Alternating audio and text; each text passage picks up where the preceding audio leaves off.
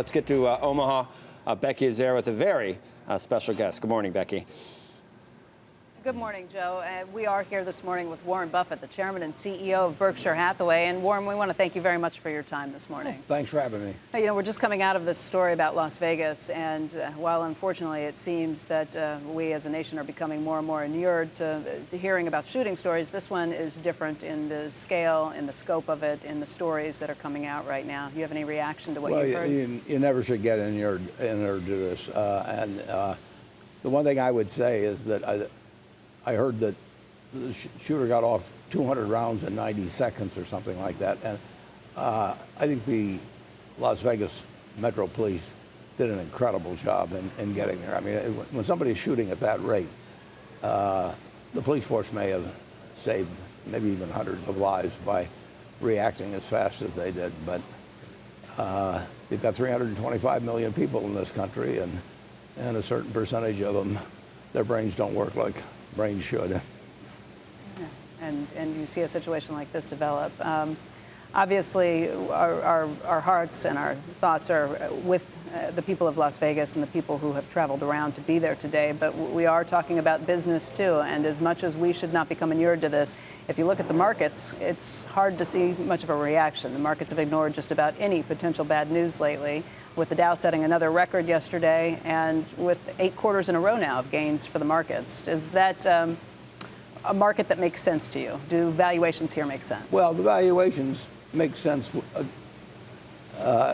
interest rates where they are. I mean, in the end, you measure laying out money for an asset in relation to what you're going to get back, and the number one yardstick is U.S. governments. And when you get 230 on the 10-year, I think stocks will do considerably better than that. So if I have a choice of the two, I'm going to take stocks at that point. On the other hand, if interest rates were on the 10-year were 5 or 6, you'd have a whole different valuation standards for stocks. And we've talked about that, for some time now. I was going to say, it's been years that you've been talking about how this is in relation to gravity and pulling the markets down, and how it's not happening here. Yeah, interest rates are gravity. If we knew interest rates were going to be zero from now till Judgment Day, you could pay a lot of money for any other asset. You would not want to put your money out at zero. And I would have thought back in 2009 that rates would not be this low 8 years later. But it's been a powerful factor, and the longer it persists, the more people start thinking in terms of something close to the rates they've seen for a long time. So the one thing I'm sure of is that over time, stocks from this level will beat bonds from this level. If I could be short the 30-year bond at 3% or something and long the S&P 500 and just have it put away for 30 years, stocks are going to far outperform bonds. And the question is, which variable is going to change? And everybody expects interest rates to change, but they've been expecting it quite a while. So does that mean, if the one factor is interest rates, we know that the Fed is looking at raising rates. It's going to do so slowly and gradually over time. At least that's what they've been telegraphing to this point. Would you bet on that continuing for the next couple of years? I mean, 2.3% to 5% is a long way when you're moving when you're moving in quarter-point increments. Yeah, that'd be a long way, and I would guess. I don't try and guess the stock market. I just buy businesses I like. But if I were to guess, if interest rates, if the 10-year moved up to 5%, I think stocks would be somewhat cheaper. But you're not betting. You're not betting that that's going to happen in the next couple of years. No, over time I'm going to own stocks. I mean, it's been so wide. I've written about it in the annual reports. I mean, stocks have been so much more attractive than bonds for a long time now, and that's partly intentional on the part of the Fed. I mean, they wanted assets to increase in value, and the way to do it was to reduce that gravity force of higher interest rates. The Fed has been sounding a little more hawkish. Even Janet Yellen has been sounding a little more hawkish. Does that concern you, or are people getting complacent, thinking rates are going to be low for an extended period of time here? Well, I think they expect them to increase, but the question is how much. I mean, if 3 years from now interest rates are 100 basis points higher than this, stocks will still look cheap at these prices. If they're 300 or 400 basis points, they won't look cheap. And Janet Yellen doesn't know what she would do 3 years from now. I mean, she's got more of a job than that's simple factor of the stock market. It's really interesting because the Fed has said that they'd like to see 2% inflation. I mean, that's fairly recent. That would have, Paul Volcker would not have slept if he'd ever heard that in the 80s. But if the U.S. government is borrowing at 10 years from you at 2.3%, and their own instrument, the Fed, is saying we would really like money to become worth 2% a year less, they're not promising you very much in terms of real terms for saving. Right. So Janet Yellen, you said she's got a big job. The question is, does she keep that job, or does President Trump appoint someone else? And it seems like two of the leading figures right now are either Kevin Warsh or Jerome Powell. As an investor, do you have to spend some time thinking about who's running the Fed to think about what stock prices are going to do if interest rates are the most important factor? Yeah, I don't spend time thinking about it, but it wouldn't do me any good to think about it. I wouldn't know the answer in the end. And most of the time, the Fed is not that important. Occasionally, it's everything. They've been awfully important the last 8 or 9, 10 years. It can be the only game in town. Right. There was only one person that, in September of 2008, could walk out like the sheriff into the street and say, you know, that this isn't going any further. We're going to do whatever is necessary and have the power to do it. I mean, the Fed is of enormous importance during a panic, and people tend to hang on their every word in between. We don't pay any attention to it. But you have said that interest rates are the most important factor, so anybody who's trying to play the market and figure things out, maybe not as long of a term investor as you're going to be with these things, should be thinking about this. Well, but if they really think they can figure it out, they might as well play the bond market. I mean, they don't really have to get over to the stock market. So, but I can't remember a decision we've ever made based on the Fed, except for the fact that I felt that Bernanke and Paulson and Geithner, but I felt the Fed would do the right thing in the fall of 2008. We had an incredible economic machine that was in the hospital, and the Fed could bring it out. I realize that interest rates are not something that you often think about, other than on a very broad scale. You've also said that taxes aren't something that you think about, other than on a very broad scale. Is that the case this time around? Well, I think about them plenty right now because we may or may not have a change in the tax code. And we have lots of stocks with lots of gains, and we have a few stocks with losses. And here we are in October. And if something happens that changes the tax rate significantly on January 1st, it would pay me, assuming that they would reduce rates on capital gains or corporate rates, it would pay me to sell the losses now and defer the gains until next year. And I think there's a lot of that going on because I think there's an expectation that if they reduce, that if they have a tax act, they will cut the rates, certainly corporate rates. And it'd be kind of foolish to have a gain now and pay 35% tax on it if by waiting a few months you were likely to pay 25%. So it actually very seldom enters into our thinking. On balance, we'd rather sell things with losses than gains. But right now, we're sitting and watching because within 3 months, actually less than that, we'll know the answer on this as to whether this was the year to take losses and not gains. And we've got actions on both sides that we would take. I think. So you're actually stopping what you're doing as at Berkshire. This is not just your personal account. At Berkshire, you are actually holding off potential losses, potential sales, or potential realizing purchases, losses, and realizing losses. So that's an actual change in your behavior that I've never heard you say anything. It doesn't like that happen before. very often. That because you're in the month of October with a major tax act being a real possibility. Who knows whether it's a 20%.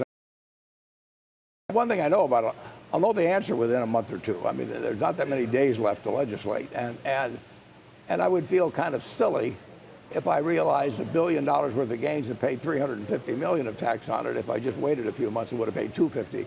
Now, if enough people are doing that, that may mean that the market's being affected fairly substantially. Right. That's what is the broader play in the markets as a result? Because if you're doing it, you've got to imagine lots of people are doing it. I think that's true. I think that's true. You're talking about billions of dollars of potential sales. Well, maybe hundreds of billions or something. I mean, yeah, probably billions for you alone. And you may be talking about people that it would tend to depress stocks that have behaved badly because people would be taking the losses now, and it would tend to defer gains and reduce the sellers currently there would be in stocks with very large appreciation. So I can tell you, it's an actual factor at Berkshire, and it's very, very, very seldom in my 87 years that it's ever been a factor. So what might we see if? But first of all, what do you think the odds of a tax plan getting passed are? You must be playing statistics on that. I personally think they're higher probably than most people think, because I think that having had the health care bill go the way it has, and just generally, and no infrastructure. If you take maybe the three big items, this is the only one left to do this year, and I would think the Republicans controlling both houses and the presidency, they would not want to have a shutout in their first year, and of top priorities.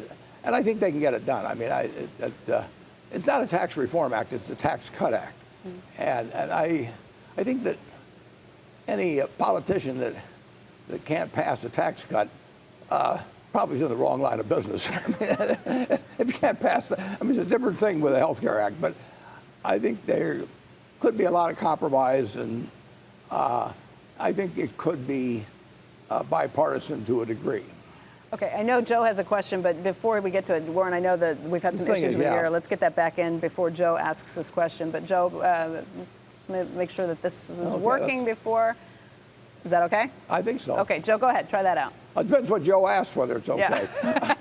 Yeah, you can. If you don't like the question, you can say, "Well, I don't." Yeah, no. Hey, Warren, you know I'm jealous. I'm already practicing. Yeah, exactly. You know I'm jealous, envious. But I see sometimes I see you do things where, I mean, I would, if I could buy Flying J, I wouldn't care if I ever made any money. I would just like to own Flying J. I'd like to own. Do you ever do things just because you can? Just, I mean, are you going to make money on this, or? I like you Dairy Queen. You buy Dairy Queen. I don't think you're trying to make money there. You like Dairy Queen. What about See's Candies? You like See's Candies. And I want to own, why Flying J's? I love those places. There's showers, there's restaurants, I mean, you're out on the road. You're like a cowboy and with the truckers and everything. You do things just because you can, I think, right? Well, Joe, if you feel that way, I mean, bring money. I'll send you a map of all the locations, and you're our kind of guy. I mean, aren't those? You've stopped there, right, Becky? Have you been? People who are trading in cryptocurrency to be pretty loud about what they heard. What is it about Bitcoin that gets you guys so fired up? Well, when you buy a farm, you look at the crop every year and what prices are, and you decide whether it was a satisfactory investment. I mean, you look to the asset itself and what it produces for you.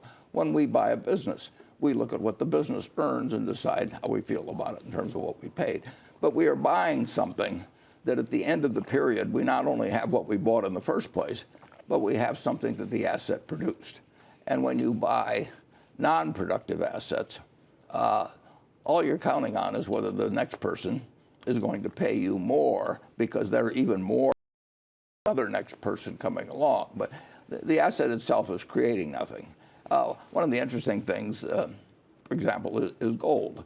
If you go back to the time of Christ and you look at how many hours of labor you had to give up in order to buy an ounce of gold, and you take it forward to now, you'll find the compound rate maybe 1/10 or 0.2%. You know, and then you have to insure it during that time and make sure somebody doesn't steal it from you and everything. But it doesn't produce anything. And productive assets, you can pay too much for a productive asset. But I bought a farm in the 1980s, and every year look at how much it produce the way of soybeans and corn. And at the end of that period, I've still got soybeans and corn. And at the end of that period, I've still got the farm. And I've gotten some significant income off of it. Apartment house, operating business. But if you and I buy various cryptocurrencies, they're not going to multiply. They're not going to be a bunch of rabbits sitting there in front of us. They're just going to sit there. And I got to hope next time you get more excited after I bought it from you, and then maybe I'll get more excited and buy it from you. And actually, we could sit in the house by ourselves, and we could keep running up the price between the two of us. But at the end of the time, there's one Bitcoin sitting there, and now we got to find somebody else. And they come to an end. I mean, those. So, I mean, that's a greater fool theory. That's what you're saying. Well, yeah, it's buying something because you expect the pool of people who want to buy it because they want to sell it to somebody else will grow, and you know, it's wonderful because it does create a rising price. Does create more buyers, and people think I've got to get in on this, and it's better if they don't understand it. That's the other thing about non-predictable. If you don't understand it, you get much more excited than if you understand it. I mean, if you buy a bond that says it's going to pay you 4% a year, you're not going to get any pleasant surprises. She's going to pay you 4% a year. But if you can have anything you want to imagine, if you just look at something and say that's magic, you can do it with shark's teeth or seashells or anything. And you know, they did it with tulips in the 17th century in Amsterdam, and they'll do it again. I mean, people, they like to speculate. They like to gamble. And if you can get something, particularly if you have something half plausible going on. Mm-hmm. If you had bought gold in 1942 and you say, we might lose the war and we might have to run off to some other country, and you know, so let's put our assets in gold, you would have less than a penny for every dollar you got from owning stocks. Less than a penny. Now, if somebody calls that a store of value, I mean, I think they're delusionary. Okay. Andrew has a question, too. Andrew. Hey, Warren, related to this issue of Bitcoin, you saw that Goldman Sachs just last week announced that they were going to create effectively a trading operation around cryptocurrencies and Bitcoin in particular.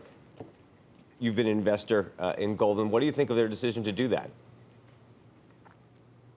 Well, they probably think that lots of people are going to get very excited about it. Well, and maybe already are, but they think there's money to be made trading them. I don't think they're expressing an opinion on the ultimate value. I would be very surprised if the top partners of Goldman are selling their Goldman stock and putting it into Bitcoin. But I want to cover this subject now because my friend Charlie will come on at 8 o'clock and there's no telling what he will say. Well, that's my whole entire point. I do want to ask Charlie about it because I think when he talked about the turds, he was referring to this. He said if you're trading this, it's like watching other people trading turds and deciding you want to get a piece of that. Well, you're not going to get me to comment on that. Hopefully Charlie's not awake and not watching right now. Well, the truth is people do trade on very crazy things over time. You know, imagine people selling their homes to buy a tulip in Amsterdam.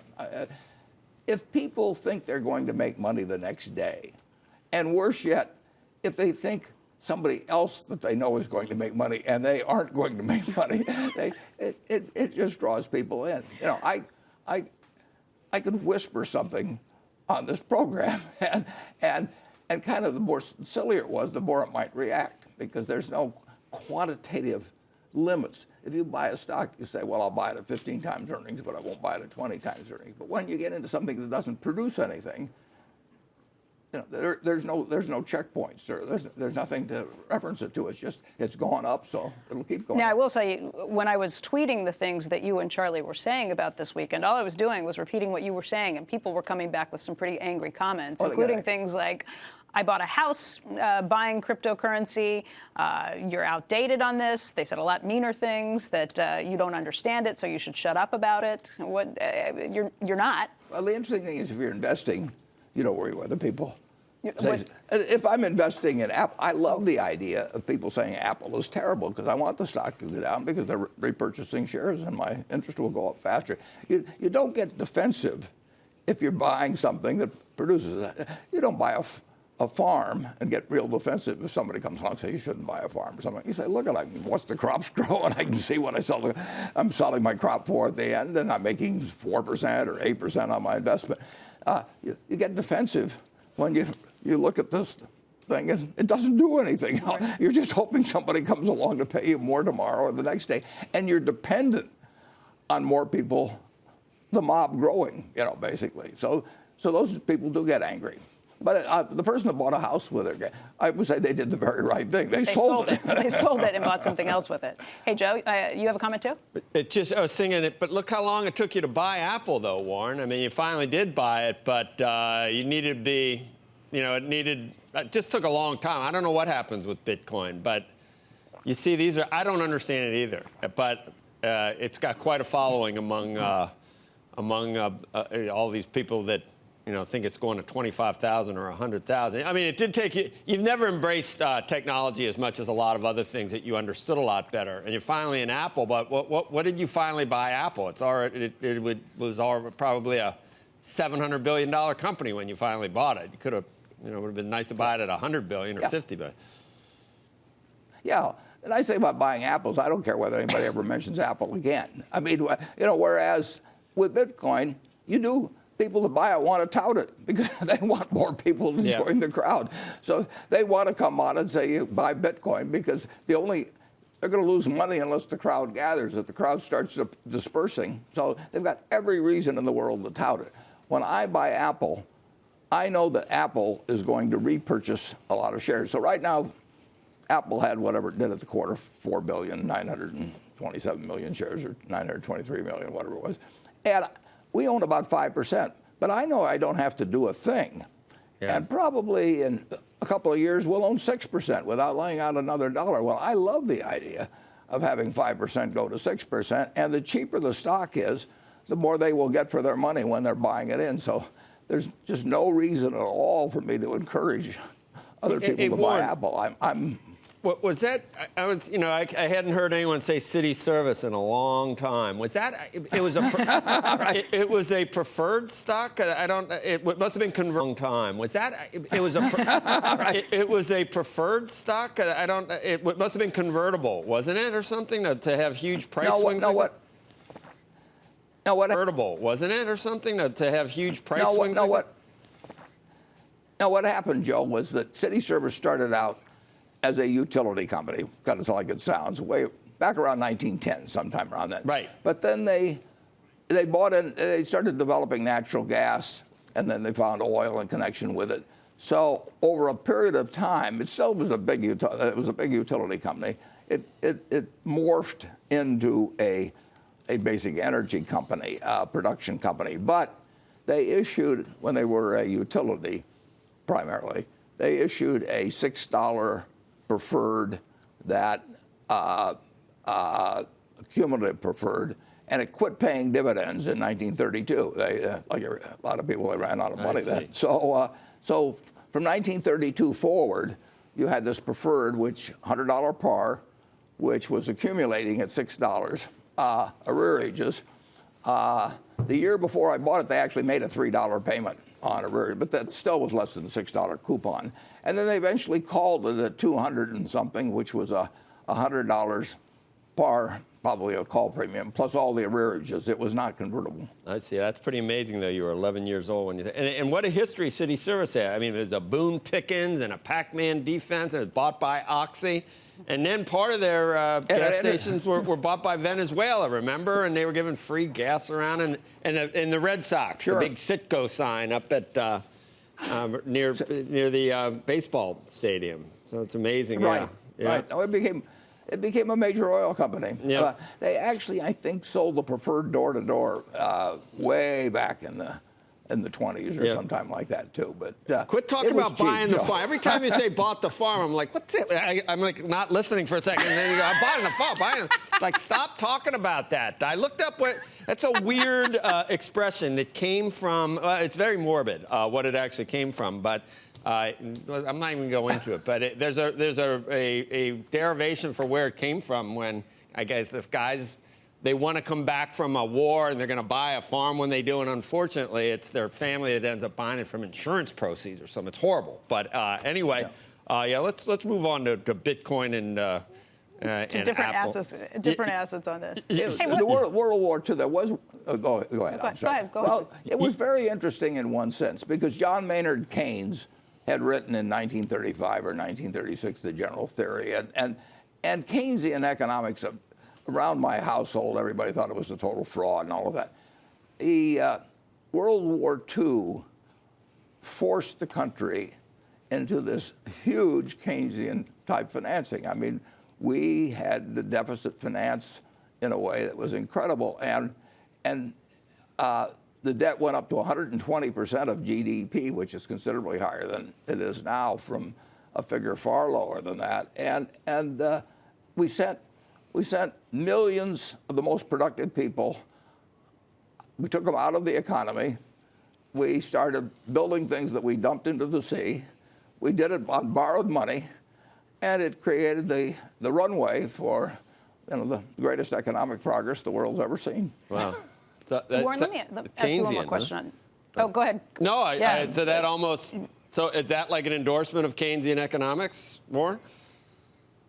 It certainly worked in World War II. I mean, I do not think the 40s and 50s and 60s would have developed remotely like they did without the huge deficit spending and all these events that we were struggling to get out of the 30s, and then they just turned the spigot loose, which they had to do, and build a whole bunch of things they dumped in the sea. They weren't building refrigerators or cars or anything like that, there were a lot of people that predicted one of the things that I do remember very well was that a lot of very respected figures said we would come out and have a depression post-World War II, just like we had post-World War I. So that was a prevailing sort of. But are there times to be Keynesian and then times to pull it back in and rein it back in? Yeah, well, but Keynes would say that too. Yeah. Well, we need a guy with a little Let me ask experience to talk about all this. The Flying J CEO, the pilot Flying J CEO, who happens to be here and will be our guest in the next block. He just buys cool things. About I all don't the even ones know if out to Indiana and back. So my question is, does it have to be a good investment, Warren, or you just buy whatever the hell you want because you like it? Well, they're not mutually exclusive. I do like the products of virtually all our companies. I suppose if we ever bought a funeral parlor or something, I wouldn't be as enthused. But generally speaking, I like our products. So, but I kind of like good economics to go along with them too. No, you do. I mean, obviously, you've been. How smart are you in terms of how profitable is like Geico? I mean, you got an eye for things that are really, really profitable. But there are times where I just wish I had a lot of money. I'd just say, you know what, I really like that place. And remember that guy, Victor Kiam? I liked it so much, he bought the razors because he liked the way they shaped. Maybe when you get to a certain point, you just do that, Well, if you do it, you do it with your own money and not Berkshire's. But I wouldn't argue against that. I mean, if you have a lot of money and there's something you like and it isn't profitable, you buy it, but you don't buy it with Berkshire's money. You buy it with your own money. Most of Berkshire you own anyway, Buffett. What are you talking about? How much of Berkshire is yours? Well, every single share is going to be given away. And I know. I know. But it's fun. You get to do cool things. It's fun. It's fun. Yeah, it is. That was my point. Absolutely. I mean, the high point are bricks, Joe. I sent you a brick. I know you did. I know you did. I've never wanted to say this publicly, but you're really not showing the proper appreciation. No, I know. Thank you. It was not, you own NetJets, and I mean, you didn't. I've asked for one of those little. It would really break the bank if you send me a few hours on a NetJet plane. Would it? You sent me a brick instead. Well, I didn't get any response from the brick, so maybe I'll try a NetJets. Okay. All right. There you go. Can I get? I know. Yeah, I can't see your face. But I think you did send me one. It just had nothing. It just had my name, but it was not good for anything. It was like one of those, like a Taco Bell card that's been all used up. Anyway, sorry. Thanks.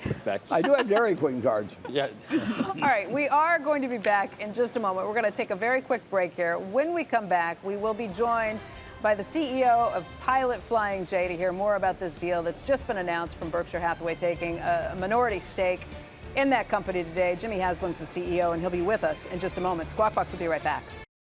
Good morning, everybody, and welcome to Squawk Box. We are live in Omaha, Nebraska this morning with two special guests. We already introduced you to Warren Buffett, who's the chairman and CEO of Berkshire Hathaway. But joining us right now is Jimmy Haslam. He is the CEO of Pilot Flying J. And just this morning, in the last 15, 20 minutes, there was a deal that was announced that Berkshire Hathaway is buying a 39.6% stake in Pilot Flying J. Jimmy, thank you very much for joining us. Thanks for having us on, Becky. So how did this deal come together? What happened? Explain. How did you two meet? No, you do it, Jimmy. We have a mutual friend, Byron Trott, who Warren has actually known longer than we have, and Byron's company, BDT, owns 5% of our company, and he introduced the two of us back in May, and over the last several months we're able to put together a deal that we think makes a lot of sense for both companies. Let's talk through that deal. A 39.6% stake that will then go to an 80% stake in the year 2023. Why that structure? Yeah, I think it's 38.6. Yes, 38.6. But I'd be glad to make it 39. You negotiated hard for 39.6. So why set up that structure? I mean, Warren, this is not a situation where you're short of cash. Well, we've set up a lot of different structures that fit what the managing party would like to have. And, with the Bumpkins, we did it in 1983. It's the same structure. So their situation in terms of their family and their partnership and everything made this logical. And we have this two-step arrangement. And we've had other two-step arrangements. At Marmon, with the Pritzker family, we had a three-step arrangement. Sure. So we try to fit what the seller would like. And, with families and everything, you can have different arrangements. Jimmy, this is a situation where this is a family-run company for almost 60 years. We're talking about the number 15 on Forbes' list of private companies in terms of size, 750 retail locations in 44 states. Some of the net metrics are pretty amazing. Fourth largest tanker fleet in the nation, just by what you're sending around to make sure you have enough fuel at all those stops. Talk about the company, how you built it, and why make this transition? It's like a lot of companies Warren has bought. It's a family-owned, family-run company. Started by my dad in 1958 with one gas station. We've changed over the years. Gas stations, C-stores, truck stops, and we're now a huge distributor of fuel, gasoline and diesel fuel. We sell more diesel fuel over the road than anybody in the United States, and it's a big logistics company. Every 22 seconds, we drop a load of petroleum somewhere in the United States or Canada at one of our stops. Also a big food company. We'll sell over $1 billion in food and over $2 billion retail this year. Wow. We're in 44 states and U.S. and Canada. Well, you must have a pretty good idea of what's happening in the U.S. economy at any given point, given some of those metrics. How Warren and I were talking earlier. I think we'd say it's pretty good. It's pretty good. Particularly strong in Florida, particularly strong in California, and of course Texas with the return of the oil boom and fracking is really strong. So it's certainly better than it was several years ago. Two of the states that you just mentioned are states that have just been hit pretty hard by the hurricanes that came through. Do you see a blip on the screen for that? Is it something that's picking up, or how do you measure Hurricanes that? are obviously very unfortunate for the people involved. From a business standpoint, it does create more business. There are homes that need to be rebuilt. There's new cars being sold, et cetera. So our business is up substantially in both Florida and in Texas. Wow. Why does Berkshire seem like a good fit for you? Long-term investor. I think I'm right, Warren. Of the companies you bought, not equities, I don't think you've ever sold one. I think you told us. Is that right? Yeah, I think that's right. So, yeah. Long-term investor, hands-off. He truly wants us to run the company, wants us to maintain the culture, and of course, if there is an opportunity for us to grow the company substantially, he's got plenty of capital. So it's just a marriage that we thought made a lot of sense. Jimmy's based in Knoxville, and we bought another company in Knoxville 14 years ago, Clayton Homes. Their employment has gone from 5,000 to 16,000, and they've seen me exactly once. They might have done better if I hadn't gone down to one time, but Jimmy knows, and the families know each other, and so they've had a chance to check and see exactly how much we do interfere with operations. And truth is, I wouldn't know how to build a manufactured home or a travel center. We depend on management. Right. Jimmy, you have seen some pretty phenomenal growth. I think you increased the number of stores you've had in the last 2 years by 10%. Is that correct? Yeah, we've been a growth company, like I said, from the get-go, and we have a pretty large market position now, but we're always looking for opportunities, Becky, to grow either organically, to buy a single stop, or last year we partnered with Marathon Petroleum on 41 stops in the Southeast. So over the last couple of years, we've added 71 stops and still think there's an opportunity to continue to grow the company. Where are you not right now that you'd like to be? We're in 44 states. We're not in Alaska and Hawaii and some of the northeastern states that are small or tough to get in from a truck stop standpoint. So I think the growth will continue really in all segments of the country. Texas, obviously, with the natural growth Texas has, coupled with the oil industry, presents, I think, great opportunities. Yeah, right. With a little experience under that belt. Give him, be prepared to bleep him out, though. We need a 3-second delay with Charlie. Hey, Warren, let me ask you, just city services. You've talked about this. I knew that was your first purchase. I knew you were 11. But for people watching at home, you hear an 11-year-old picks out a stock and asks their dad to buy it, particularly when their father is a stockbroker. You assume their father is the one that led them to that conclusion. My guess is you did that all by yourself. How did you come up with it? I must have heard somebody talk about it. But then if you looked at city service at that point, here was this company in the Depression, didn't have the money to pay it. Now all of a sudden it was paying down its debts and it was going to earn a lot of money. And they had a lot of, they had assets that were becoming worth more. And we were going to have inflation after World War II, so that assets probably were going to be worth more while their debt was coming down. And the earnings on the preferred were terrific. They just weren't paying them out. So I was going to get $200 at some time, but the problem was that buying it at 38 and a quarter, as a matter of fact, and having it go down to 27, and walking to school with my sister, who also wanted to buy 3 shares because I was buying it. She hated to see me get rich while she wasn't getting rich, and having her point out that this thing was going down every day.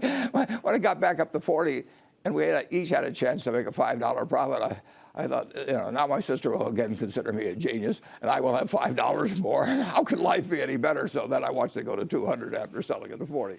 Lessons learned early in life, probably very powerful ones. Warren Buffett's going to be with us until 9 a.m. We have a lot to talk about still. Once again, we are in Omaha with Berkshire's chairman and CEO, Warren Buffett. He's going to be with us through the entire morning. We'll be joined also by Charlie Munger and Bill Gates a little later in the program. But right now, Warren, let's talk through some of the individual stocks that you've spoken about this weekend. Maybe the most controversial one was Wells Fargo. You were questioned directly on that at the shareholders meeting with questions from shareholders and who have said, okay, and I did hear this from other shareholders later on, Wells Fargo has run into trouble time and time again. The fines have continued. The developments and things that we found out about, some of the cockroaches, as you might phrase, continue to come out. But you've stuck with this stock and said that you're not selling and that you have faith in Tim Sloan, who's the existing CEO. People have pushed back and said, look, this is a company that's run into trouble and it doesn't jibe with what we've heard you say about Solomon. How do you say, yes, this does fit with our investing philosophy? Well, at Wells Fargo, they made one mistake that maybe I've made from time to time, which is incentives work, and they came up with improper incentives, and they worked, and so they incented bad behavior instead of incenting good behavior, and that happens from time to time. You can put too big a commission in something or the sort. But let's talk very specifically about what incentives were created. They were incentives that rewarded people for the number of new accounts that were opened. They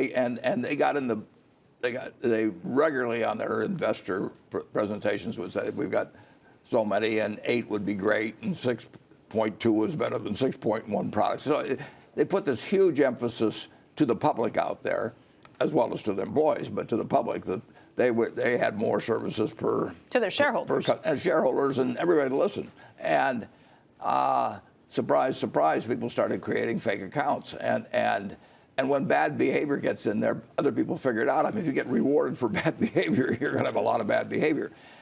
That's a problem.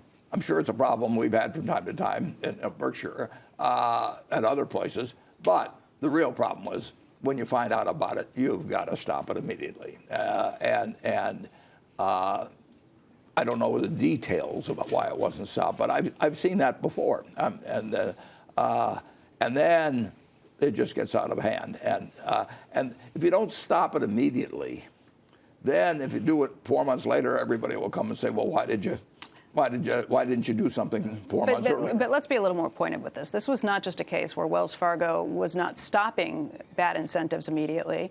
It was quashing whistleblowers who were behaving properly and firing them. I don't know the details too much on that, but from what's been reported, I don't know this firsthand. I don't know this firsthand, but Yeah. from what's been reported, there have been many whistleblowers who said that they were trying to do the right thing. They tried to report it, and as a result, they wound up losing their jobs. Once you have not done it, you're in the soup.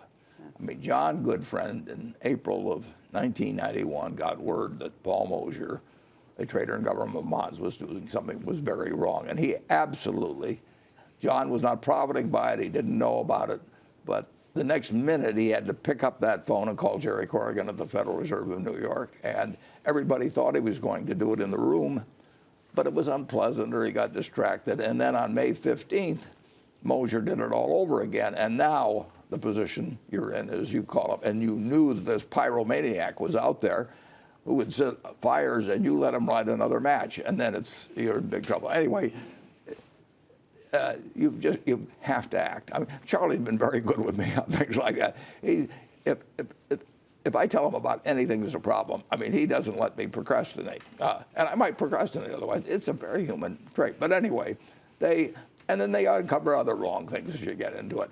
Now, a couple of our great opportunities came from similar situations. I mean, Geico had a CEO in the early 70s who refused to accept the fact that the loss reserves were developing badly. Now, if you refuse to accurately assess your loss reserves, you also don't know your costs because you sell the product first, and then you start kidding yourself on the costs. And then you get in a hole, and now your reserves are, and maybe you figure it out, but then you've got to admit it if you do it, and it's just easier to shut your eyes and hope that something good happens, and it essentially bankrupted the company. Now, that was a huge opportunity for us because Geico was a solid company underneath, but their balance sheet was a mess. They needed to raise capital. They almost got their licenses withdrawn, and we bought half the company for less than $50 million. So the fundamental business that Wells Fargo, they've still got the accounts. They've got the loan customers. We do business with them every day. And incidentally, other banks ran into many other kinds of trouble in the 2008-9 period, more on the selling bigger stuff, maybe mortgage-backed securities or something of the sort. So the banks had their share of trouble, but Wells had theirs in a particularly egregious way, which was really kind of thumbing their nose at the public. They made way, way, way less money doing that than if they were bundling big MBSs and raking it in by the tens or hundreds of millions. And the fines were big, even bigger. But going forward, you can stop bad practices. They should be stopped earlier, and they're much easier stopped. I look at the situation with Solomon, and you came in and were the person who had to clean it up. Tim Sloan was an insider. Tim Sloan was not the one who, this didn't happen on his watch, but he was an insider. Can you be an insider and still be the one who cleans it up? Well, I cleaned up affairs with Congress and tried to set a tone and everything. Derek Maughan came in, and I put him in total charge of running Solomon Brothers, and everything he did, that was perfect. I mean, and he had all kinds of things he had to look at, and we didn't know when we'd get more of us surprises, and he was working 15-hour days. He never asked for any extra compensation of any kind. And he was an insider at Solomon. And he'd been an insider there, sure. He was one of 7 or 8 people that were top people I interviewed. I had to have an insider because I arrived there on a Friday, and they were about closing us up. And somebody had to run a business that was doing maybe hundreds of billions of dollars worth of business and things like government bonds and everything. We had the largest balance sheet in Wall Street. So there was no way I could wait and get an outsider. I interviewed people on a Saturday. I started interviewing at 9 in the morning. I got in on a Friday. And I had to come up with somebody by Saturday afternoon to run the place. And there were people in that room that had semi-contributed to the culture anyway that had led to this activity. And so I picked an insider who who knew about it, knew all the people involved, and the guy behaved. Really Thanks, Becky. your Appreciate time. you having us on. We appreciate it. Joe and Melissa, I'll send it back to you in the studio. Thanks, Becky. We got to go, but send me. How many has Jimmy been to? I just wonder out of the 750. I'd like to visit. They're just cool. Anyway, we will have much more with Becky. Jimmy, you got an answer? All but one. Joe, he All said but all one. but one. And when I just named one, I said there's one in New Jersey. I described kind of where it was. He said, oh, yeah, in Bordentown. He knew exactly. We just opened one in Lathrop, California. I hadn't been to it yet. That's Actually, There's a unreal. lot right next to her house. See, that's It worth would it. make a terrific location. It's worth it right there. Just Everybody- I was thinking Alaska would be cool, but people aren't really driving across. That's a destination. It's not really like going somewhere. But think about it. Anyway, we're gonna have much more from Becky Quick and Warren Buffett throughout the hour. Stay tuned. Squawk Box will be right back. Welcome back to Squawk Box, everybody. We are live in Omaha, Nebraska today, and our special guest is Warren Buffett. He's the chairman and CEO of Berkshire Hathaway. We've been talking about a lot of different issues this morning. Warren, wanted to thank you for your time again. But while you're here today, it happens to be the same day that Wells Fargo CEO Tim Sloan is headed to Capitol Hill. This has been a long, messy process of trying to find out what happened at Wells Fargo. Tim Sloan is just the latest person who's being called before Congress with this. But already there's been a lot of sound and fury before he gets there. I want you to listen to a sound bite coming from Senator Warren, who was speaking with Jim Cramer recently on Mad Money. Go ahead and let's listen to what she had to say. You know, we had a hearing a year ago when John Stumpf, who had gone on your program, first one out of the barrel and said, hey, listen, I take personal responsibility for what's gone wrong at Wells Fargo. And then it turned out what personal responsibility meant was firing thousands of people who made $15 an hour. You know, so we got John Stumpf in front of us, asked a few questions. Stumpf is no longer the CEO of Wells Fargo, but let's face it, there are still a lot of folks running Wells Fargo who were there at the time of the crisis. Again, that was Senator Warren speaking to Jim Cramer of Mad Money very recently, talking about what he can expect coming in today. What do you think about what Senator Warren has to say on this front? Well, I didn't hear all of what she had to say, but she's absolutely right that you should. Same situation I had at Solomon. I had 8,000 people, and 4 or 5 of them that caused the problem. And the job is to remove the stain from almost all of the 8,000 and get it where it properly belongs with the people that either perform the acts or condone them after they were performed. And that's what we did at Solomon. I think that's what they've been working at Wells. And you can't do that necessarily in a day or a week. Sure. You can't do it in a day or a week, but it's been quite a bit longer than that. Would you say that the actions that have taken place to this point, with John Stumpf getting clawbacks, with the other woman who was in charge of the banks getting clawbacks with some of those issues, John Stumpf leaving and new people being put in these positions, is that sufficient in your view of what happened? Well, I proposed actually in the annual report of Berkshire maybe 4 or 5 years ago, sometime after 2008. The problem is that the bank gets fined and the shareholders are the ones that pay for it. They didn't have anything to do with it, basically. Right. And I suggested that probably more extreme actions than Senator Warren in terms of clawing back all the directors' fees for, I think, 5 years. And I think that you really want as much as possible, you want the people that were responsible to pay, and ideally you would have the people that were innocent not pay, but it doesn't work that way in the American judicial system. I think that if you have a company, a very large company, Berkshire's large, you have a hotline. I think the CEO has to be very attentive to what comes in on the hotline. Now, most of it's silly stuff, but there's real stuff comes in too, and you get anonymous letters, and you've got to follow through on the ones that actually sound like they have real meaning, and clearly, you couldn't have activity as broad as it was at Wells without the hotline here. I mean, and so somebody messed up, and the job is to find out who messed up, and ideally to make the penalties be such that it discourages other people in the future from doing similar things. You know, the part of the concern has probably been how the news has dribbled out over time when it comes to Wells Fargo, that it wasn't just the fake accounts that we heard about at the beginning. It turned out that was more widespread than we'd realized. It turned out that there were auto insurance that was being sold to people who didn't need it. There was life insurance being sold to people who didn't need it. That continual drab just eats away at the reputation of the bank. Yeah, sure. And I say when you've got a problem, and you're going to have problems. I mean, if you've got a very big, you can't have 280,000 people working without something, and most things are minor, but if you get something systemic, you've got a big problem. And once you find out about it, you've got to get it right, get it fast, get it out, get it over. And getting it right is hard. I mean, because you turn over rocks and sometimes you find some things, and it's very seldom there's just one big thing going wrong in a big institution if something like that's going on. So you've got to get it right, and the one thing you don't want to do is put out anything and be wrong about it.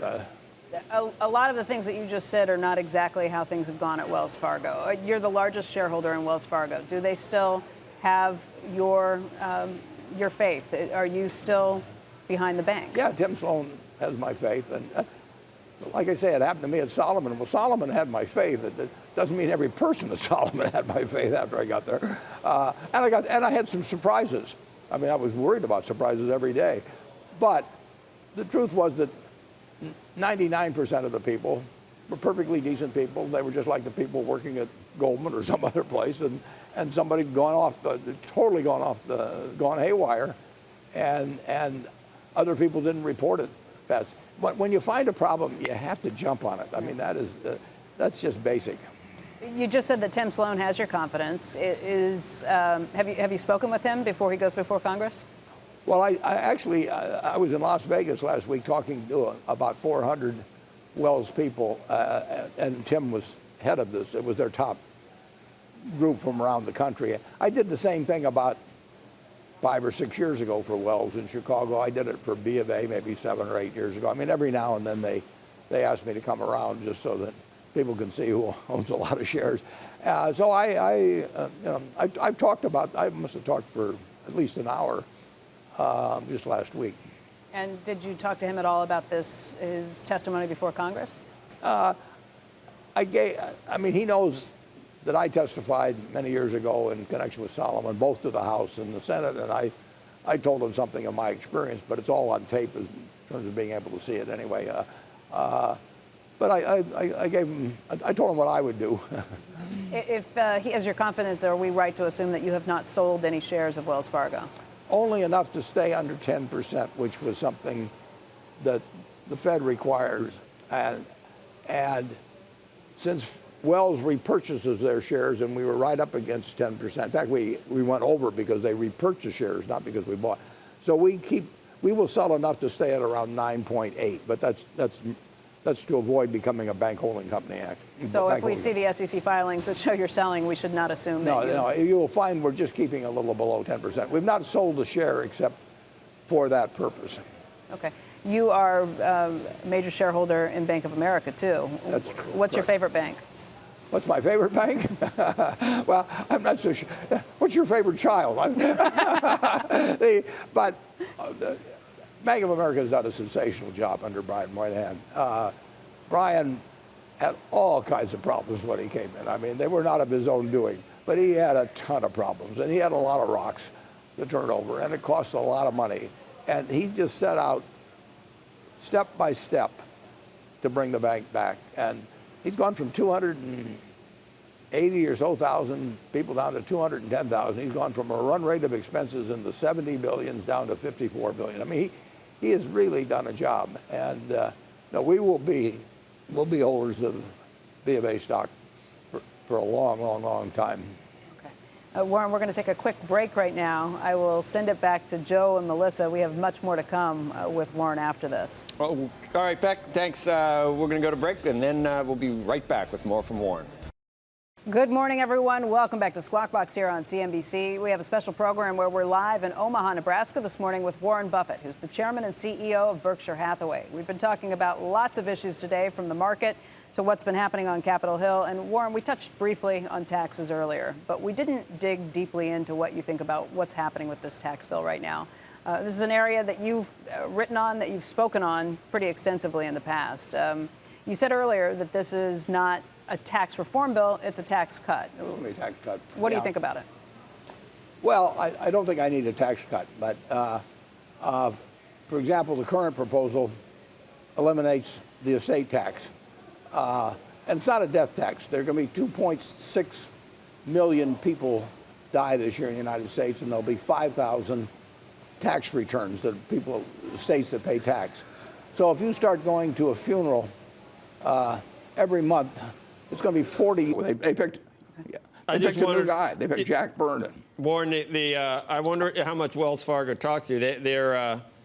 They're on a complete reset now. Yesterday was the Wells Fargo champion. Fargo talks to you. They're on a complete reset now. Yesterday was the Wells Fargo championship down at Quail Hollow. I don't know if you saw it, but the entire advertising campaign, they go back and show when Wells Fargo was founded, and they show stagecoaches and everything they did, and then they just go to a complete blank where they say, but this happened, and now it's the new. I mean, they paid someone to get an entire ad campaign that there's been a complete reset and we're starting over, and the spokesperson that they had on at the tournament, it's all they talked about as well. I mean, that took a while, but they finally got to the point where they're saying all that history is in the past and we're starting all over right now, which is pretty amazing that they had to come to that point. Did they talk to you about Yeah. that advertising campaign? I guess they did. No, huh? No, they didn't. But No, we never. And at Sullivan, we did not run an advertising campaign, but I ran a 2-page double truck ad in the New York Times, the Wall Street Journal, and the Financial Times when we reported our third quarter. And I said what was wrong, and I said how we were going to change it, and it was in very small type, and we needed change. Wells, it's interesting. I first bought in when Carl Reichert was running, and I can tell you that there's no finer guy than Carl Reichert. It wouldn't have happened under Carl Reichert, but institutions make mistakes, and I will tell you this: we have 377,000 people working for Berkshire, and right now, I don't know whether 5 of them or 10 of them or 20 of them, but I'll guarantee it isn't 0 of them, are doing something wrong. And my job is to act when I hear about anything, and to make sure we've got some system so we do hear about things. So we get about 2,000 contacts through what we call the hotline a year. I get anonymous letters, and those are the 2 best sources of finding out where something's wrong. I mean, it's better than having 100 people crawling all over the books. Anonymous. Oh, they're not. Sometimes they sign them, but I received one last week, and You received one last week about something happening at Berkshire? Yeah, sure, but I mean, I receive them all. I mean, they're going to come in, and sometimes people just don't like the person working next to them, so they come in for a lot of frivolous reasons. But you have to look into what it is, and if you look at 100 and 99, or the guy next to me has bad breath, or something like that. But that's the way you do find them. Overwhelmingly, is tips, basically. How do you track down every one of those tips? Well, we have an audit department that sorts out the ones that they think that I ought to see. I mean, so Becky Amick is in charge of the audit department, and incidentally, the larger companies, they have their own groups too. But those people can not only write their own company, but they can write us. And some of them just come into, a letter comes into Warren Buffett, chairman. It's usually not signed, but that's okay. I mean, and obviously when they get very specific and say this is going on or that's going on, that's what happened with American Express in 1964. They had a field warehousing subsidiary. They were getting calls from a guy at a bar in Bayonne to the head of and he was saying the tanks are phony. Go to this tank and go to that tank, and you will find that it's not filled with salad oil. And the guy didn't want to hear it, and he didn't want to tell his boss, and it just gets worse and worse and worse. Hey, Warren. You know, Yep. after you had commented on Wells Fargo during the meeting when we discussed it on Saturday, I got a couple of emails of folks who asked me if I could if there could be a follow-up question. So the follow-up question is this: when you bought Solomon, you came in after Solomon had its problems, and some of the other examples that you gave, the opportunity came because you weren't in the stock. In the case of Wells Fargo, you've been in the stock. So there were two questions. One is, do you wish you weren't in the stock when they had the problems? Meaning, would you prefer to put your money, for example, in something like J.P. Morgan, which I know you've put personal money in before? And somebody else said that, you know, you famously said, if you lose reputation, I will be ruthless. And the question is, when will you be ruthless, or at what point would you be ruthless, either in this case of Wells Fargo, or does it have to be even more egregious? Well, I'd be ruthless anyway. He's working for me, but I don't.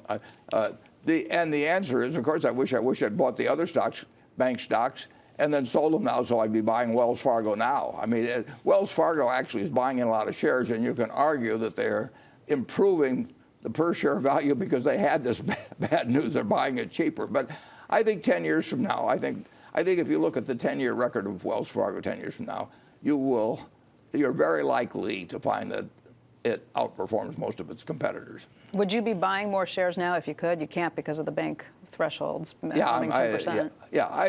If I don't want to give recommendations on which stocks to buy. To Andrew's other point, though, I think you touched on it very quickly, but the idea of being ruthless, if you lose a shred of reputation for the company. That's Berkshire. Right, but what you're saying, you're distinguishing between Berkshire-owned companies and investments. Sure. It may be worth pointing out that you're a passive investor in Wells Fargo and the bank, and you have to be. Yeah, well, I have to be a passive investor. But I'm not sure everyone understands that. We do not want to be a bank holding company. We can become a bank holding company if we own over 10%, and then there's a point at which your activities could make you or something. So we owned a bank, and we had to dispose of it back in 1980. We bought a bank, and then they passed the Banking Act of 1969. We'd have bought more banks, actually. I like the banking business. And then they changed the law in 1969, and we had 10 years to divest. Maybe they changed it in 1970. We had 10 years to divest of the bank we owned. But I would not. We'd still own that bank, and we'd own other banks if they hadn't changed the law in the 1970 period. Okay. Folks, but I don't feel responsible. If you're having trouble with your Apple phone, don't blame me.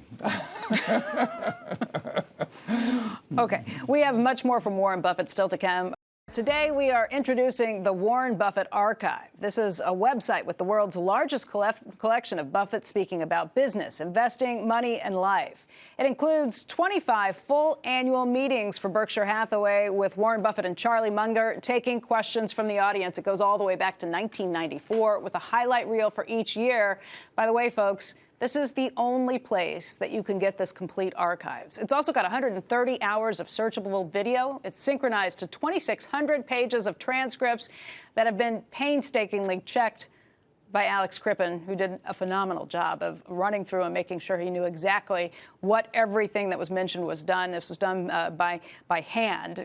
I'm calling it, instead of AI, AC for Alex Crippen. There are 500 video clips covering scores of subjects, plus CNBC interviews, a Buffett timeline, and a Berkshire portfolio tracker. If you want to check it out, make sure you do it today. It's buffett.cnbc.com. Warren, you got a chance to take a look at this, too. And this came from you giving .cnbc.com. Warren, you got a chance to take a look at this, too. And this came from you giving Steve Burke, our chairman at NBC Universal, access to 25 years of annual meetings. This is stuff that only Berkshire's been holding on to for this time. Yeah, Steve had suggested it to me a few times, and then he suggested it a little stronger. and it sounded like a good idea. I didn't think it could be done like this. So we just gave him all the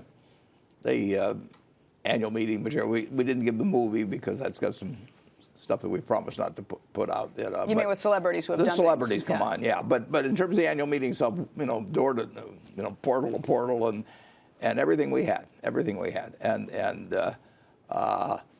even with university students or anything we had, we gave Steve. And I told Steve, you can do with it exactly what you want. I mean, I've known Steve a long time, and I thought it'd be an impossible job, but I knew that if it was done, it would be done well. And it blew my mind when I saw it.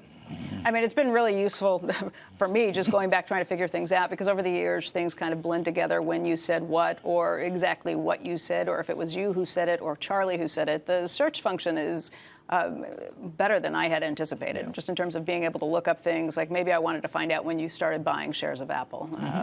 Type in Apple shares and it comes up.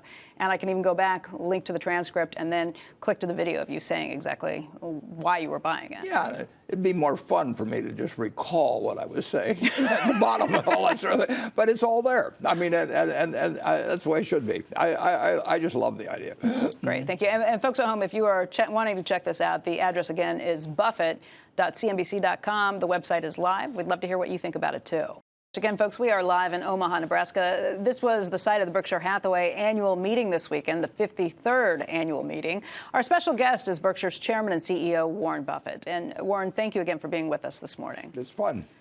It is fun. I want to talk through the cash hoard that Berkshire has. At the end of the year, you had $116 billion in cash. You told us last week that you had spent about $12 to $13 billion in the first quarter. So you were thinking the cash hoard was closer to $100 billion based on some other things that you had potentially bought as well. Okay, so you're spending billions of dollars, but you still have $100 billion. Is that ideal? No.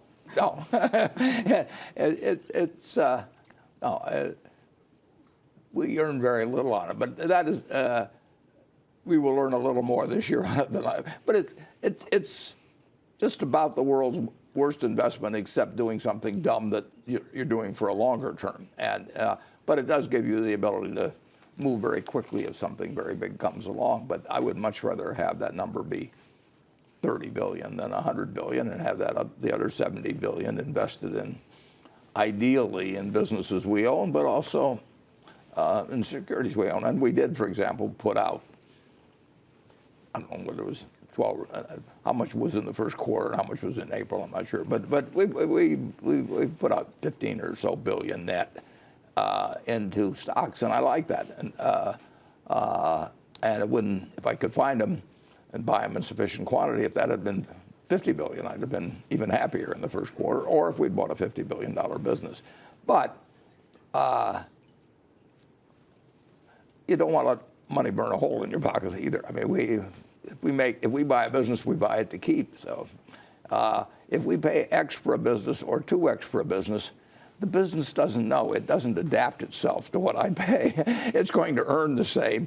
And so if I make a mistake on purchase price, Berkshire Hathaway lives with that mistake forever. So for the rest of us who see you sitting on $100 billion, we think that you think the market looks expensive and that you can't find anything that's worth putting your money into that makes it better than cash or short-term treasuries. We own $170 billion worth of equities. We go up every quarter, and we went up a fair amount in the first quarter. No, I would rather own the 170 billion of stocks we have than own treasury bills by a very significant margin. But there are limits to how much I can buy of some of these companies that I like. Usually we quit at 10% almost always. Now, if you told me I had a choice and I couldn't make a change, if you told me I had a choice of owning treasury bills, long-term treasuries, or common equities, I'd buy common equity, and I was going to keep it for 10 years or 20 years, I'd do it in a second. And we'll get the money employed. Something will happen. Something will happen, meaning a big deal? It could, yeah, sure. I could spend it all tomorrow. I mean, I wouldn't spend the whole 100, but although if a $100 billion deal came along that Charlie and I really liked, we'd get it done.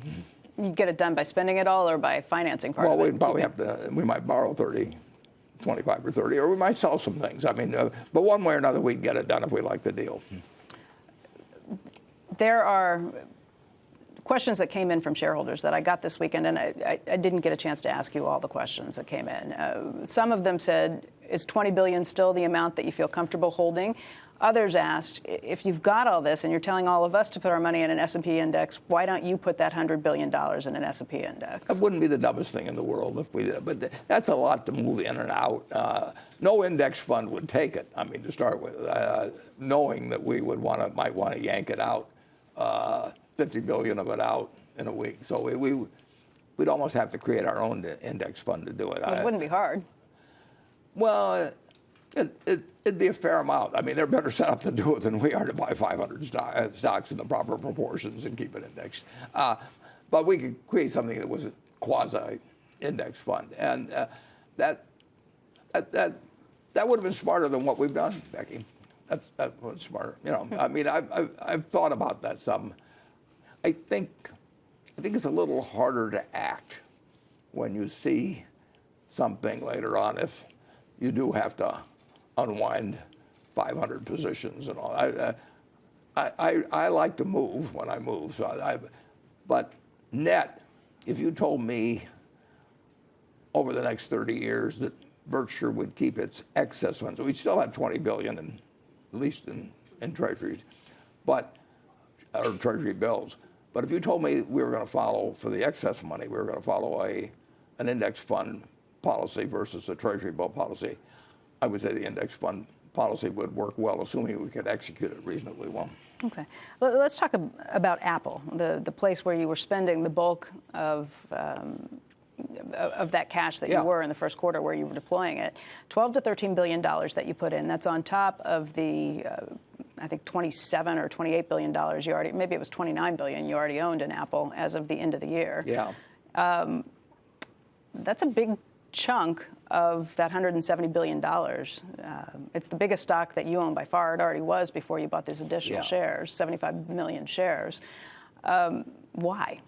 Well, I should say, in the past, we've had plenty of times when a single stock was a bigger proportion of our total net worth. But in terms of recent times, it was a company I liked, a business I liked very much, and we could buy a lot of it. There's some others that are much smaller companies. We just can't buy that much. I might like them equally as well, but I can't put as much money in it. But I clearly like Apple, and we buy them the whole, and we bought about 5% of the company, and I'd love to own 100% of it. But that's the test. Would you like to own 100% of a company? If you're going to buy 5% of it, we're not buying a stock when we buy Apple in our minds. We're buying 5% of a business. We buy 100% of some businesses, and when they're publicly held, we buy 5%. But we bring the same thinking to it, and we like very much the economics of their activities, and we like very much the management and the way they think and the way they act. Andrew? One of the other questions, Warren, that we didn't get a chance to ask over the weekend was one about USG. This is a transaction you've been involved in. You've historically avoided what are described as hostile takeovers and said you didn't want to be involved in them. This one's a little tricky because the USG, in this case of USG, you have effectively backed a company that is trying to effectively take over USG. Can you talk about that a little bit? Yeah, we bought USG first 18 years ago. We made a substantial investment.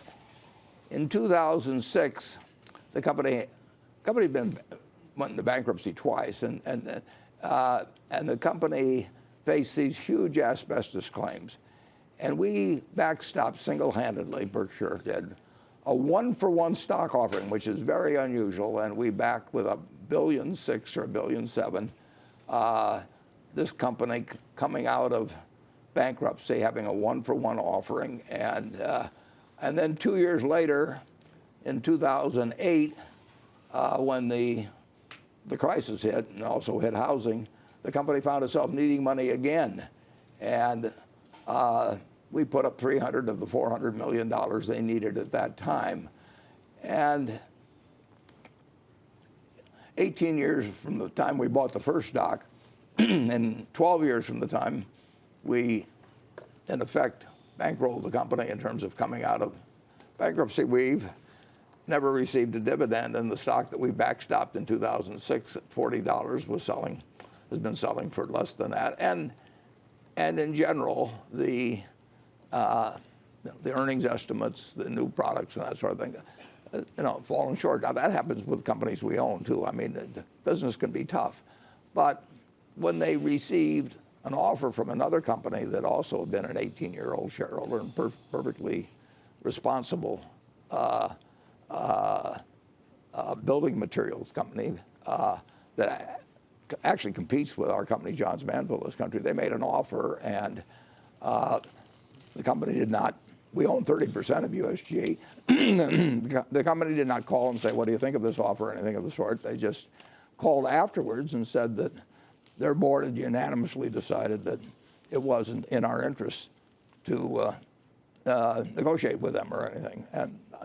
And like I say, we own 30% of the company. And then the company made a second offer, and the German company, Knauf. And again, they were turned down with no negotiation or anything of the sort. So we really felt the directors, who are probably very fine people, I don't know them, but we felt that they did not represent our interest, and that and we said that we intended to vote against them at the annual meeting. We don't have a candidate of our own or anything like that, but we just think that directors are there to represent shareholders, and we did not feel they were certainly representing us with a 30% interest.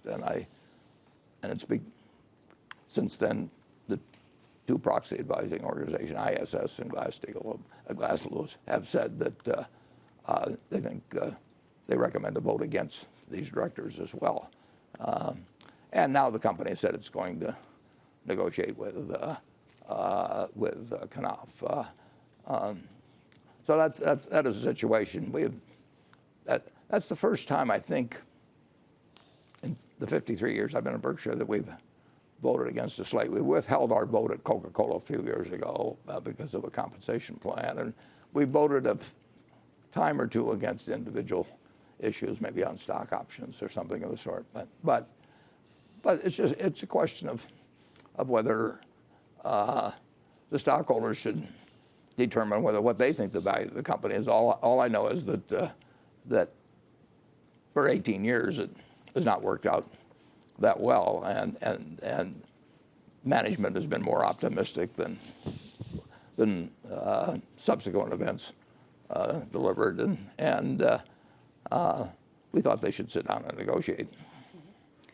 Warren, another question that came up from a lot of shareholders, we covered it some in the question and answers period on Saturday, but I thought maybe you could go into a little more detail on it. Just the idea of consumer packaged goods. Companies like Coca-Cola, which hit a 52-week low last month, even though the company came in with better than expected earnings on issues. And a company like Kraft Heinz, which is down about 35% over the last 12 months versus the S&P being up a little. And if I left it to 35 of them, they'd each have a couple $2 billion. They could put it out at 5%. 11%. It has a lot of people thinking that consumer packaged goods don't have as bright of a future. Yep, 100 million. I mean, is that a great way to allocate resources in the United States? Because that's what you're doing, whether it's through the tax code, is you're affecting the allocation of resources. So if they were lucky enough to come out of the right womb, have the right name, Buffett, they could sit there and build tombs for themselves like the Egyptians, pharaohs never dreamt of. They could do anything. And capitalism is all about intelligent allocation of resources. Now, some people say, well, you don't have to worry about that because they'll blow it all. But if they blow it all, that means that they've done some dumb things with some important resources, and that's not good for capitalism. I don't think it's good for the children. I sure don't think it's good for a society where there's a ton of inequality to start with, and so I think that's a terrible mistake, for example. However, play devil's advocate here. Sure. You have 3 children who have foundations that each of them are running. Do you think that they're a better allocator of that money than the federal government? I do. But I don't think that setting it up so children, grandchildren, let's say I died when they were 20. I don't think they'd be the same individuals that they are. I didn't encourage that foundation program until they were in their 40s, and I'd seen what they'd done with their lives, and they'd had a chance to live for a long time, going to public schools, living just like other people in Omaha live. But I just think that I don't think we should have our Olympic team 20 years from now be the eldest sons of the Olympic team currently. And so it's the dynastic. the impact dynastic. of money. I don't think a dynastic system with huge sums of wealth. And bear in mind, the wealthy are so much wealthier now than they were 25 years ago. We're talking about the 400 now having 2.4 trillion against 90 billion, 25 times as much money. So you have sprinkled around, you have these children and grandchildren that just with those 400 could have 2.4 trillion passed down to them. That's a lot of the resources in this country with a $20 billion, not even quite a $20 trillion GDP. I think it goes totally against what's built this country, what this country stands for. And if those 5,000 people can't stand to spend the 20 or 25 billion, they've got lots left over, believe me. Incidentally, it would be bad for philanthropy. I mean, a certain number of people would elect to set their kids up with billions and billions of dollars rather than have it go to philanthropy. But I don't think that's the primary reason, but I do think that'd be a byproduct. The estate tax is just one part of this. Let's talk about the corporate tax, first of all. Cut corporate taxes from 35% to 20%. Yeah. Well, if I haven't lost all my friends by now, I'll finish it off. We have a lot of businesses, 60 or 70. I don't think any of them are non-competitive in the world because of the corporate tax rate. I mean, American business earns a return on tangible equity under the present tax system that is extraordinary compared to history, the last 100 years in America. I'm talking about tangible equity, but that's the money you actually invest. You could, and the 5 largest companies in the United States by market value, that's almost 10% of the value of the market, they don't need capital. It is not like the old days where there's big steel companies and auto companies and oil refineries where huge amounts of capital were needed. But we do not, we are among the high earners of the world in terms of return on tangible assets. But just looking at the tax code, 35% is what we're supposed to be paying, what corporations are supposed to be paying. Most of them don't. A lot of them don't. A lot of them don't. And the ones that do are penalized because they're not taking advantage or they're not able to take advantage of the massive number of loopholes that have been built into the system. Isn't there an argument for saying, let's simplify this, let's level the playing field, make sure everybody's paying the same amount, that you can't snake your way around into a lower rate. Right. And let's set up a tax code that, by the way, doesn't incentivize companies to keep cash overseas. Bring it back here and potentially put it to work right here in America. Yeah, but if you make it very easy to take back money from jurisdictions in which you pay very low rates, that's going to encourage even more investment over there. Because you'd still have a higher rate in the United States.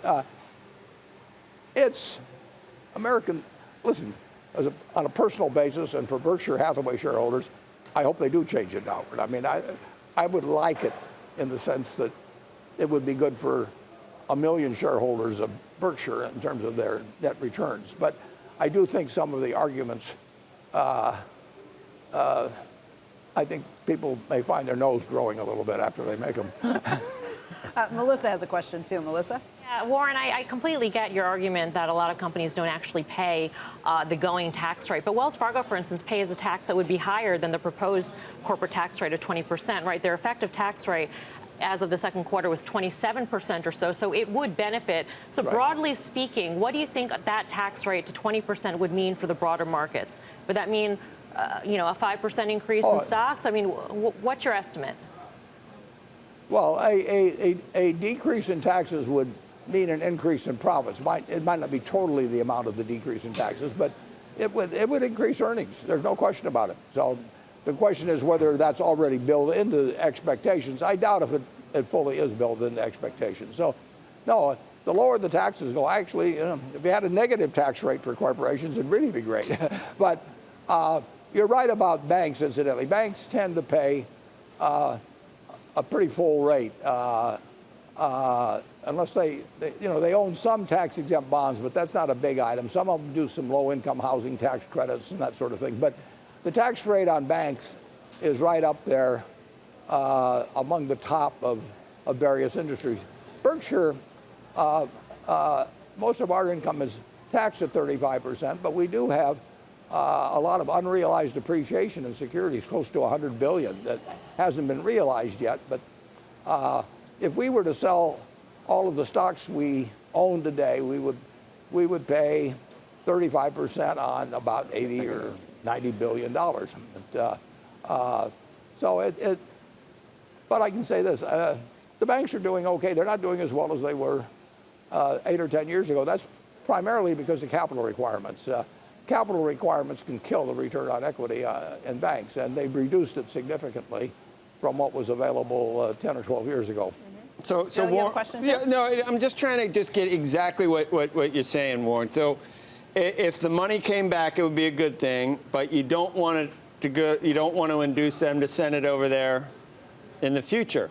So if you really did go to 20 and you really did bring it back, and because you're at 20 and there's no longer an inducement to go over there, why can't you just say outright that's a good thing? Why do you have to say, well, people are hyping it and their noses are growing? Why can't you just say, if we did it, 20% would be better here and it wouldn't go over there anymore, so the money might stay here and the jobs might stay here? Why isn't that a good thing? Why don't you give us an endorsement of that, if they could do it? Well, let's just say the rate in some country was 2%, and you charge people 10% for bringing it back, and you had a domestic rate that was 25 or something like that. Well, it's not 2%. It's not 2%. It's the lowest is 12 probably in Ireland. You think there'll be a race to the bottom if we do this? Is that? Oh, there's rates lower than 12. You're right about Ireland, but there's rates a lot lower than 12. And Okay, then your argument is then it's a Yeah. race to the bottom. You think it'd be a race to the bottom then at this point?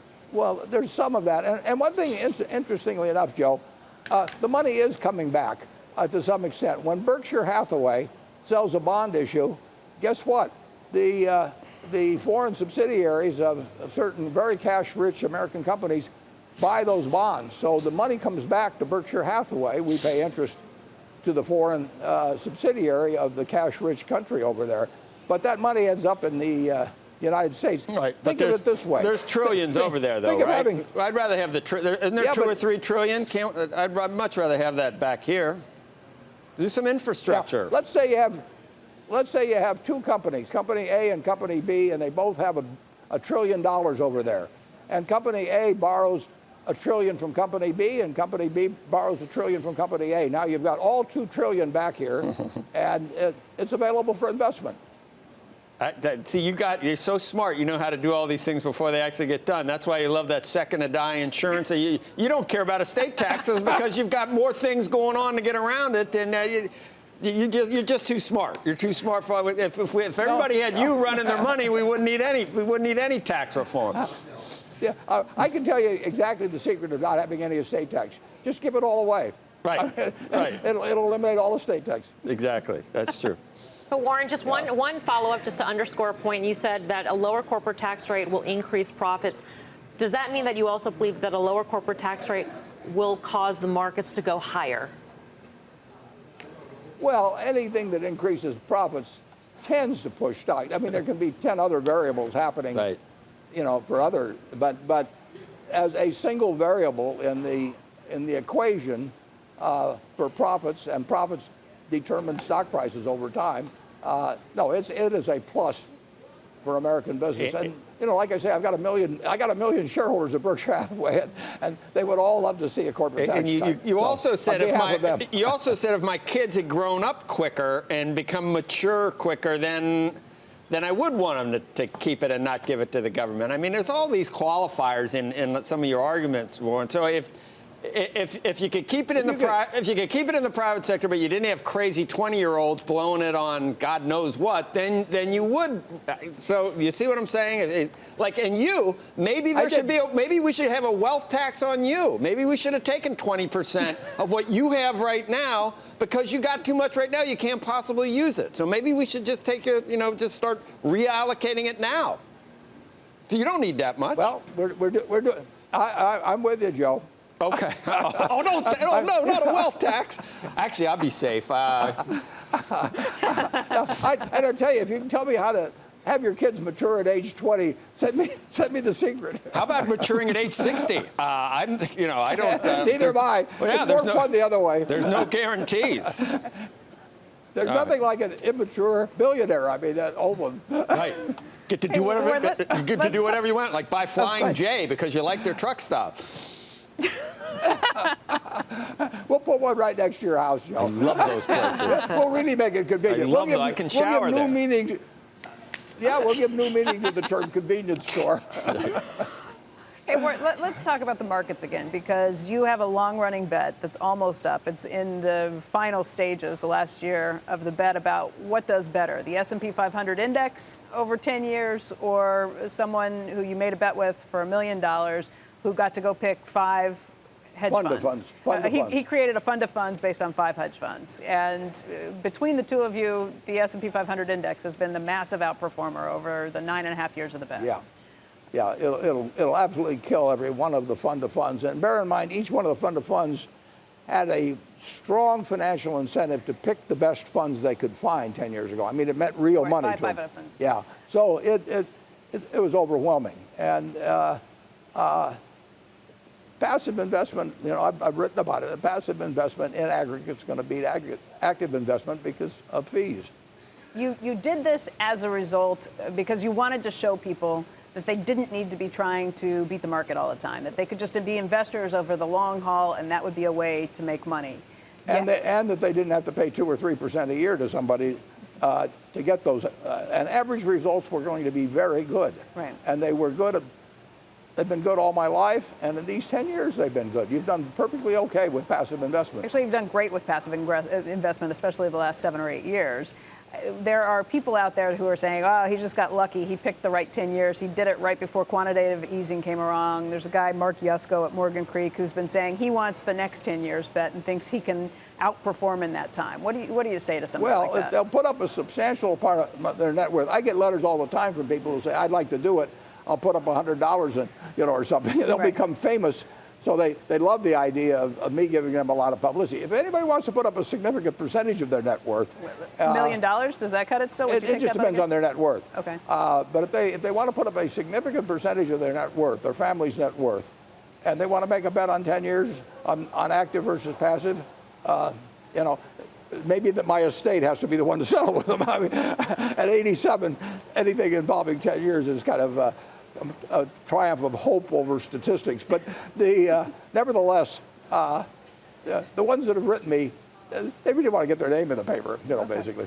But you'll take anybody who puts up a substantial portion of their net worth. You'll take that bet. They can pick a group.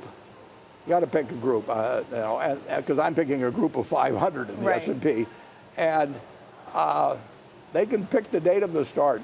The date of the start had nothing to do with it. And the truth is the markets behave fairly typically in terms of aggregate return for the decade.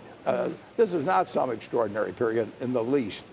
There's nothing unusual about this. The thing that was unusual was the size of the fees, and that's ate them alive, basically. Right. The managers of these funds did very well during this period, and the managers of the underlying funds did very well, and their investors got killed compared to something they could have done. One quick story, it's picked up around this week that Oprah may be considering a run for the presidency. I know you know Oprah. Have you talked to her about this? No, I haven't. I haven't talked to Oprah for quite a while. Have you had any Democrats who have come to you who are looking to fundraise to run in 2020? Nobody's come to me to fundraise. I'm not a great prospect on that either.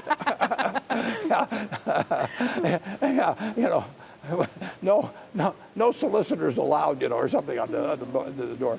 No, it's going to be a very interesting run-up to 2020. I mean, there are going to be a lot of people that think about getting into this race, because when you have somebody come from totally outside politics to get elected president, it starts the wheels churning with a lot of people. It does. Warren, I want to thank you so much for your time today. It's really been a pleasure. Thanks for having me.